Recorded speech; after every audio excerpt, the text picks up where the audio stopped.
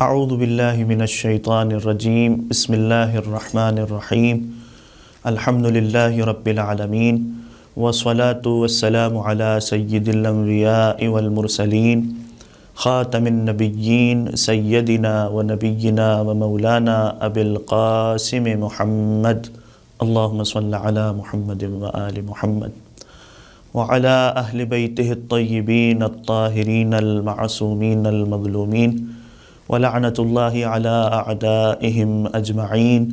من الاولین والآخرین الی قیام یوم الدین اما بعد فقد قالت فاطمة سیدة نساء العالمین سلام اللہ علیہا نقلا عن رسول اللہ صلی اللہ علیہ وآلہ وسلم علی خیر من اخلفہ فیکم۔ سامعین گرامی قدر، اللہ کے رسول جب اس دنیا سے جا رہے تھے تو انہوں نے جانے سے پہلے غدیر خم کے میدان میں علی ابن ابی طالب علیہ السلام کو اپنا خلیفہ اور جانشین مقرر فرمایا، اور اس طریقے سے رہتی دنیا تک آنے والے انسانوں کی ہدایت کا انتظام کیا اور انہیں اپنی نجات کا راستہ بیان کر دیا۔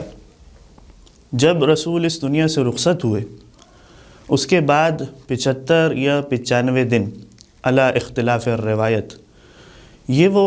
ایام ہیں کہ جو شہزادی کونین نے اس دنیا میں گزارے، اور یہ تاریخ کا نازک اور حساس ترین وہ دور تھا جو شہزادی نے اس دنیا کے اندر گزارا۔ اس دور کے اندر شہزادی نے ایک اہم ترین ذمہ داری کو انجام دیا ہے۔ یہ وہ کام تھا جو نہ رسول خدا خود انجام دے سکتے تھے اور نہ علی کے بس میں یہ کام تھا، اور وہ کام یہ تھا کہ ساری انسانیت کو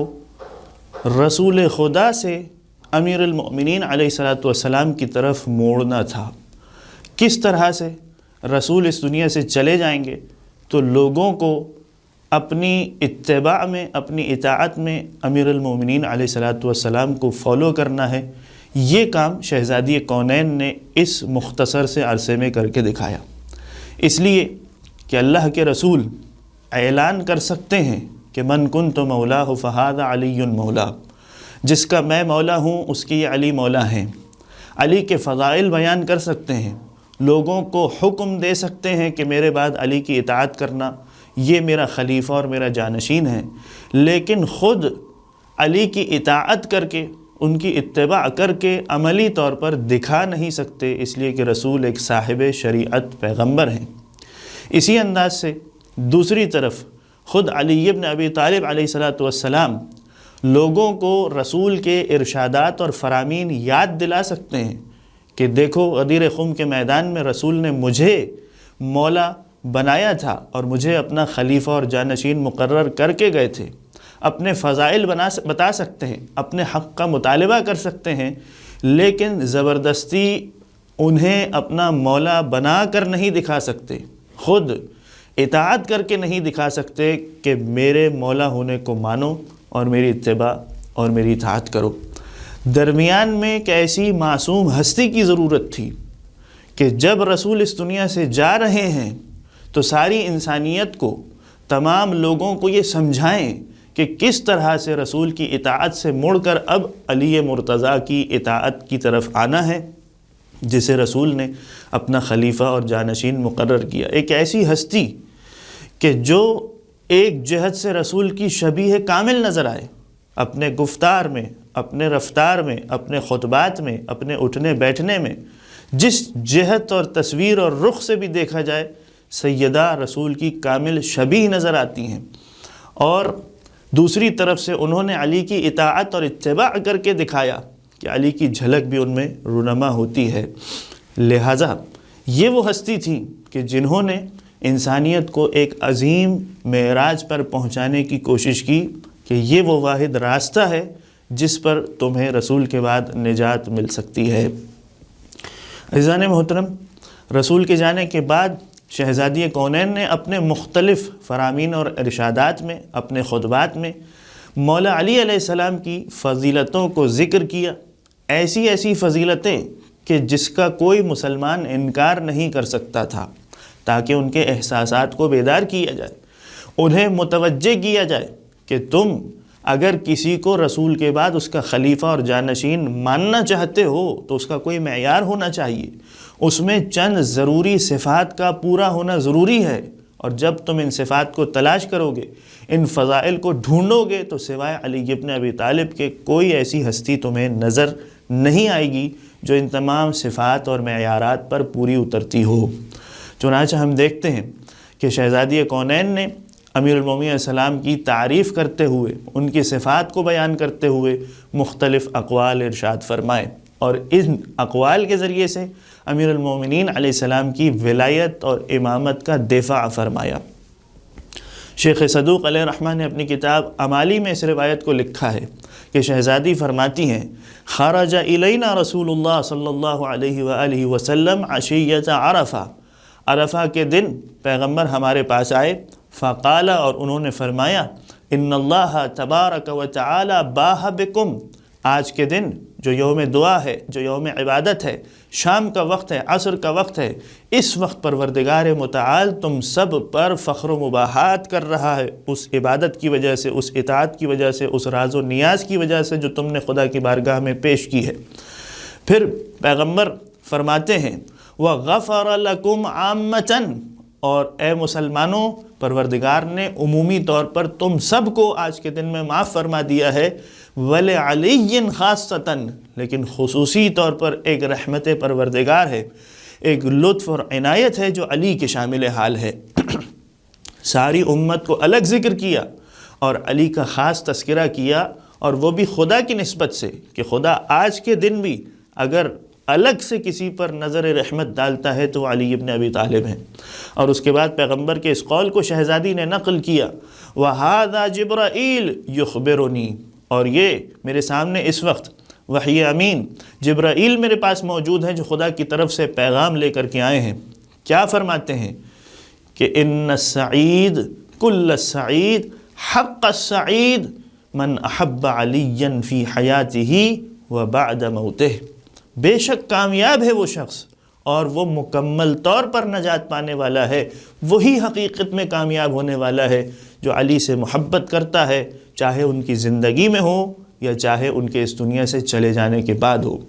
شہزادی نے اپنے بابا کی اس حدیث کو نقل کر کے لوگوں پر یہ واضح کر دیا کہ نہ فقط اس دور میں جب رسول ابھی اس دنیا سے گئے ہیں،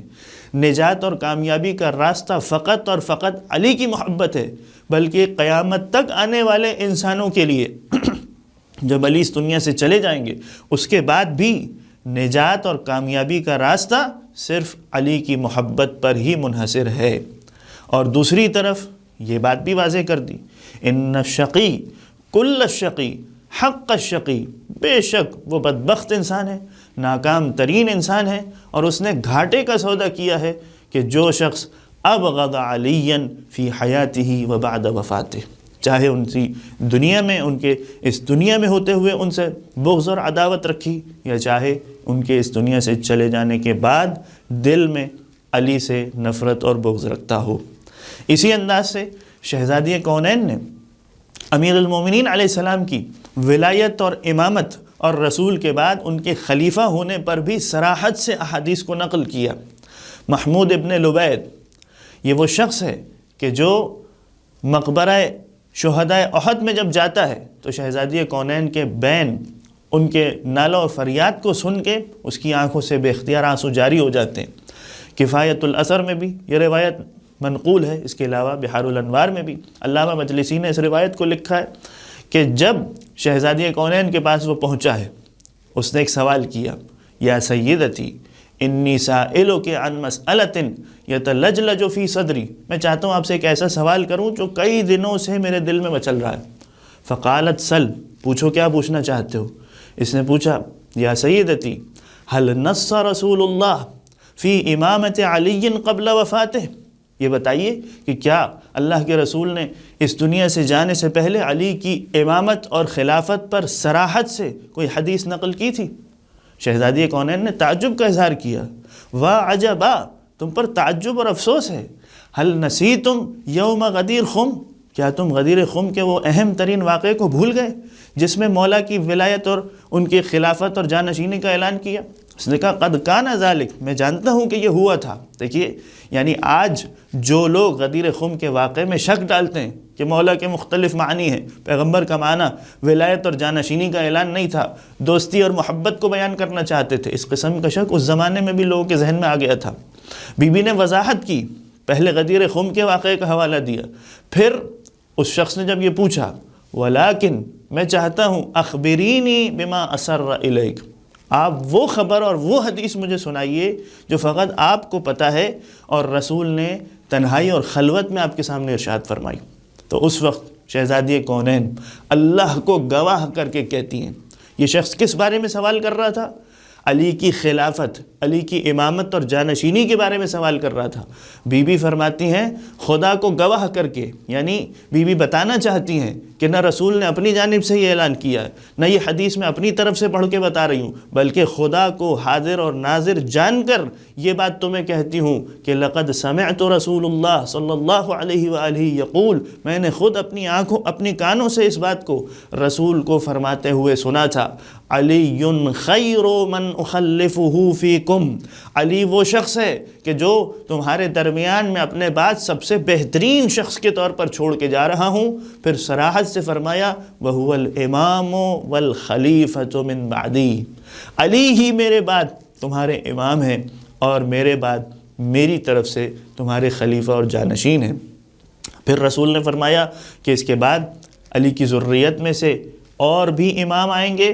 اگر تم نے ان سب کی اتباع کی، لَإِنِ اتَّبَعْتُمُوهُمْ وَجَدْتُمُوهُمْ هَادِينَ مَهْدِيِّينَ، تمہارے لیے نجات کا راستہ، تمہیں اگر سیدھے راستے پر چلنا ہے تو قیامت تک کے لیے رسول وضاحت کر کے گئے صراط مستقیم کیا ہے، ہدایت کا راستہ کیا ہے، یہی ائمہ اہل بیت علیہم السلام ہیں، تم نے ان کی اطاعت کی، ان کی اتباع کی تو سیدھے راستے پر چلتے رہو گے۔ اور دوسری طرف سے سرزنش بھی کی، کیا فرمایا وَلَئِنْ خَالَفْتُمُوهُمْ، لیکن اگر تم نے میرے بعد علی کی مخالفت کی، اس کے راستے کو اختیار نہیں کیا، اس کی اتباع اور پیروی نہیں کی، لَيَكُونُ الْإِخْتِلَافُ فِيكُمْ إِلَى يَوْمِ الْقِيَامَةِ، تو یاد رکھو یہ اہم ترین وہ معیار ہے، وہ منات ہے، وہ مرکز ہے جس کو اگر تم نے چھوڑ دیا تو قیامت تک کے لیے تمہارے درمیان اختلاف باقی رہے گا، پھر تم کبھی اتحاد اور اتفاق پر جمع نہیں ہو پاؤ گے۔ شہزادی کونین نے کہا وَلَوْ تَرَكُوا الْحَقَّ عَلَىٰ أَهْلِهِ، اگر ان لوگوں نے اہل کے پاس حق کو چھوڑ دیا ہوتا، وَاتَّبَعُوا عِطْرَةَ نَبِيِّهِمْ، اگر انہوں نے نبی کی عطرت کی اتباع کی ہوتی تو لَمَا اخْتَلَفَا فِي اللَّهِ اثْنَانِ، یہ اتحاد کا مرکز ہے، یہ وہ پلیٹ فارم ہے، یہ وہ نقطہ مرکزی ہے کہ جس کے اوپر اگر تم جمع ہو جاتے تو کبھی پروردگار کی نسبت بھی دو افراد میں اختلاف نہیں ہوتا۔ لیکن انہوں نے کیا کیا؟ لَٰكِنْ قَدَّمُوا مَنْ أَخَّرَهُ اللَّهُ وَقَدَّمُوا مَنْ أَخَّرَهُ اللَّهُ، انہوں نے اس شخص کو مقدم کر دیا اور خلافت کی کرسی پر لا کر بٹھا دیا جسے پروردگار نے یہ منصب اور حق عطا نہیں کیا تھا، اور جسے رسول نے اعلان ولایت کر کے اپنا جانشین مقرر کیا تھا، خدا کی طرف سے اسے یہ منصب عطا فرمایا تھا، اسے لوگوں نے پیچھے کر دیا اپنی خواہش کی وجہ سے، اپنی مرضی کی وجہ سے، اور اسی وجہ سے ان میں یہ اختلاف قیامت تک باقی رہنے والا ہے۔ یہ وہ شہزادی کے فرامین ہیں کہ جس کے ذریعے سے انہوں نے علی کی ولایت کا دفاع کیا، اور نہ صرف احادیث کے ذریعے سے، اپنے ارشادات کے ذریعے سے، بلکہ اپنے عمل کے ذریعے سے بھی۔ شہزادی کونین نے امیر المومنین السلام کی ولایت کا دفاع کیا، نصرت طلب کرنے کے لیے جاتی تھیں، مولا انہیں خچر پر بٹھا کر مہاجرین اور انصار کے پاس لے جاتے تھے، 40 روز تک بعض روایات میں آیا کہ جا کر مدینے والوں سے نصرت طلب کی ہے، انصر اللہ، خدا کی خاطر ہماری مدد کرو۔ علی کا حق چھین لیا گیا، کیا تم نے غدیر خم کے میدان میں میرے بابا کو یہ فرماتے ہوئے نہیں سنا تھا کہ جس کا میں مولا ہوں اس کے علی مولا ہے؟ آخر تم بیعت کرنے کے بعد بھی، ان کے ہاتھ پر امیر المومنین کہہ کر سلام کرنے کے بعد بھی ان کا حق انہیں کیوں نہیں دیتے ہو؟ کیوں آ کر ان کی اتباع نہیں کرتے، ان کے حق کے لیے قیام نہیں کرتے؟ اسی طرح بی بی مسلسل گریہ فرماتی تھیں، روتی تھیں یہ گریہ فقط رسول کے فقدان اور رسول کے اس دنیا پر جانے کی وجہ سے نہیں تھا یہ غم یقیناً شہزادی کے دل میں تھا، لیکن اس کے ساتھ ساتھ شہزادی کو اس بات کا زیادہ غم تھا کہ آخر یہ امت انحراف کا شکار کیوں ہو گئی ہے، حق کو اہل حق کے پاس کیوں نہیں رہنے دیا گیا۔ جب بی بی ام سلمہ نے آ کر ایک مرتبہ شہزادی سے ان کی خیریت دریافت کی، کیسے آپ نے صبح کی ہے، کیف اصبحتی، تو اس وقت بی بی نے فرمایا تھا اصبحت بین کمد و کرب، دو عظیم غم میرے دل میں اس وقت تازہ ہیں، اس حالت میں نے صبح کی ہے۔ وہ دو غم کیا ہیں؟ فقدان النبی، ایک تو یہ کہ اللہ کے رسول اس دنیا سے رخصت ہو گئے، اس وجہ سے میرا دل، میرا جگر خون کے آنسو ہوتا ہے، اور دوسری چیز وَظُلْمِ الْوَصِی، اور رسول کے وصی، ان کے خلیفہ اور جانشین پر جس طرح سے ظلم ہوا ہے، ان کے حق کو چھین لیا گیا، انہوں نے اس طرح سے ظلم کیا کہ ان کے حق خلافت کو ان سے غصب کر لیا، وہ امانت جو رسول علی کے سپرد کر کے گئے تھے وہ ان کے پاس رہنے نہیں دی گئی۔ ایک اور مقام پر شہزادی نے فرمایا جب مہاجرین اور انصار ان کی عیادت کے لیے آئے، کس بات پر شہزادی کو غم ہے؟ شہزادی فرماتی ہیں وَيْحَهُمْ أَنَّا زَعْزَعُوهَا عَنْ رَوَاسِ الرِّسَالَةِ وَقَوَاعِدِ النُّبُوَّةِ وَالدَّلَالَةِ، ان پر افسوس ہے، ویل ہے، ہلاکت ہے، کیوں انہوں نے خلافت اور امامت اور ولایت کو اس مرکز سے نکال دیا، اس محور سے نکال دیا جہاں پر نبوت خدا نے رکھی تھی، جہاں پر جبرائیل امین اللہ کی طرف سے وحی لے کر کے آتے تھے۔ یہ ان لوگوں کے اشکال کا جواب بھی ہے کہ جو کہتے ہیں کہ نبوت اور امامت ایک گھر میں جمع نہیں ہو سکتی۔ شہزادی کہہ رہی ہیں کہ یہ اللہ کا منشا ہے، یہ اللہ کا ارادہ ہے کہ نبوت اور امامت ایک گھر میں رہے، بس اب جو یہ نہیں چاہتا کہ نبوت کے ساتھ امامت بھی بنی ہاشم اور قریش کے درمیان رہے، وہ اللہ کے ارادے کے برخلاف چاہتا ہے، اور اس نے ایسی خواہش کا اظہار کیا جو خدا کا منشا اور ارادہ نہیں ہے۔ بی بی فرماتی ہیں ان پر ہلاکت ہے، ویل ہے، انہوں نے اس مرکز سے امامت اور اس ولایت کو نکال دیا جہاں پر خدا نے اس کو رکھا تھا۔ وَذَلِكَ هُوَ الْخُسْرَانُ الْمُبِينُ، یہی سب سے بڑا نقصان ہے کہ اس مقام سے ولایت اور امامت کو ہٹا دیا گیا جہاں خدا نے اسے رکھا تھا۔ شہزادی کونین نے اپنی جان کے ذریعے سے بھی ولایت علی کا دفاع کیا۔ جب گھر پر حملہ ہوا ہے تو کیا شہزادی کونین پر براہ راست حملہ کرنا چاہا تھا؟ وہ آئے تھے علی کو نکالنے کے لیے، علی کو لینے کے لیے کہ گھر سے باہر نکلیں تاکہ دربار میں آ کر خلیفہ کی بیعت کریں۔ شہزادی نے آ کر علی کا دفاع کیا ہے کہ تم کیسے میرے شوہر پر ظلم کر سکتے ہو جبکہ ان کا حق تم نے غصب کر لیا ہے، ان کا حق تم نے چھین لیا ہے، جاؤ جا کر اپنا کام کرو، تم ہمیں کیوں تکلیف اور اذیت دیتے ہو جبکہ ہم رسول کے سوگ میں عزادار ہیں، ابھی رسول کا کفن میلا نہیں ہوا اور تم آ کر ہم پر اس طرح ظلم کرنا چاہتے ہو۔ آگ لگائی گئی، دروازے کو جلایا گیا، اور اس موقع پر جب دروازہ جل رہا ہے، دیکھیے شہزادی کونین نے علی کی خاطر ان سارے مصائب کو برداشت کیا ہے، علی سے ظلم کا دفاع کیا ہے۔ وہ خط جو ثانی نے حاکم شام کو لکھا ہے اس میں اس بات کا اعتراف کیا ہے کہ جب دروازہ جل رہا تھا تو میں نے دیکھا کہ فاطمہ نے دونوں ہاتھوں سے دروازے کو تھاما ہوا تھا تاکہ ہم دروازے سے عبور کر کے گھر میں داخل نہ ہو سکیں، ہم علی تک نہ پہنچ سکیں۔ وہ کہتا ہے میں نے اس وقت ایک تازیانہ نکالا اور رسول کی بیٹی پر تازیانے سے وار کیا تاکہ رسول کی بیٹی کی گرفت کمزور پڑ جائے۔ اس وقت شہزادی نے ایک ویل برپا کیا، یہ کہتا ہے میں نے اس وقت جلتے ہوئے دروازے کو پیر سے دھکا مارا، بی بی سر کے بل منہ کے بل زمین پر گر پڑی۔ اس موقع پر جو شہزادی نے ویل کیا ہے، اے بابا اہاکذا یصنع بحبیبتک و ابنتک،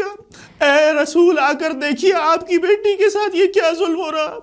اس موقع پر یہ کہتا ہے اس ملعون کے دل میں ذرا رحم آ گیا کہ رسول کی بیٹی اس طرح فریاد کرتی ہے، لیکن وہ اعتراف کرتے ہوئے کہتا ہے لیکن فوراً ہی علی کا حسد اور ان کی وہ دشمنی کہ جو قریش کے بڑے لوگوں کو قتل کرنے کی وجہ سے میرے دل میں تھی وہ مجھ پر حاوی ہو گئی، اور ایک مرتبہ میں نے پھر اندر داخل ہو کر شہزادی کونین کے چہرے پر تماچا مارا، اس لیے کہ وہ علی کا دفاع کرنے کے لیے کھڑی ہو گئی تھی۔ عزیزو یہ غم ایسا تھا جو علی سے بھی برداشت نہیں ہوتا تھا، اس لیے کہ علی کے دفاع کی خاطر شہزادی نے یہ ظلم برداشت کیا۔ علی کہتے ہیں اپنے خطبے اور اشعار میں فَلَيْتَ ابْنَ أَبِي طَالِبٍ مَاتَ قَبْلَ يَوْمِهِ، کاش اس دن کو دیکھنے سے پہلے ابو طالب کا بیٹا مر گیا ہوتا۔ فَلَا يَرَى الْغَدَرَةَ الْفَجَرَ، وہ اپنی آنکھوں سے اس عمل کو نہ دیکھتا کہ یہ ظالم، یہ دھوکے باز رسول کی بیٹی پر چڑھائی کر رہے ہیں اور ان کی حتق حرمت کر رہے ہیں۔ الا لعنت اللہ علی القوم الظالمین وسيعلم الذین ظلموا آل محمد ایام منقلبی ينقلبون۔